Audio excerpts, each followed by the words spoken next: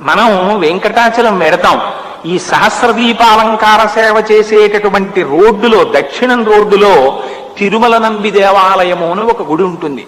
కానీ ఎవరో ఒకరిద్దరు తప్ప అసలు అక్కడికి వెళ్ళి నమస్కారమే చేయరు. కానీ చిత్రం ఏమిటో తెలుసా అండి? వెంకటేశ్వర స్వామి వారు గుడి బయటికి వచ్చి ఊరిరిగింపుగా మాడవీధులలో తిరిగితే మొట్టమొదట ఆగి నీరాజనం పుచ్చుకునేది ఆ తిరుమల నంబి దేవాలయం దగ్గర.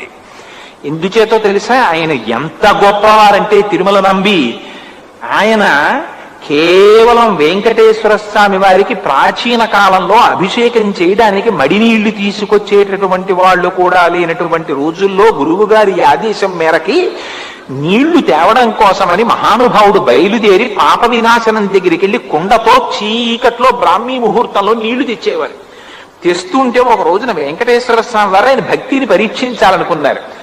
అనుకుని లోకానికి చాటి చెప్పాలని ఒక చిన్న బోయవాడి రూపంలో వెనకాతలు వచ్చి, తాత తాత దాహం వేస్తోంది, నీళ్ళు ఇవ్వా అన్నారు. అంటే ఆయన అన్నాడు, ఇవి వెంకటేశ్వర స్వామి వారికి అభిషేకానికి బట్టి పెడుతున్నాను రా, నీకు ఇవ్వడం ఏమిటి, నీళ్లు నేను ఇవ్వనన్నాడు. అంటే వెంకటేశ్వర స్వామి వారు ఆశ్చర్యపోయి చేతిలో ఉన్న బాణం ఒకటి తీసి ఆ కుండకేశారు. ఆ కుండ కన్నం పడింది, నీళ్లు పడుతున్నాయి. వెనకాతలు చేరి చక్కగా నీళ్లు తాగేశారు. కుండ ఖాళీ అయిపోయింది, తేలికైపోయింది. ఈవిడి తేలికైపోయిందని వెనక్కి తిరిగి చూశారు తిరుమల నంబి. చూస్తే ఈ పిల్లాడి నీళ్లు తాగుతున్నాడు చక్కగా. ఎంత పని చేశావురా, శ్రీనివాసుడి అభిషేకానికి పట్టికెడుతున్నటువంటి జలఘటానికి కన్నం పెట్టి నీళ్లు తాగావా అని నిందించబోయారు.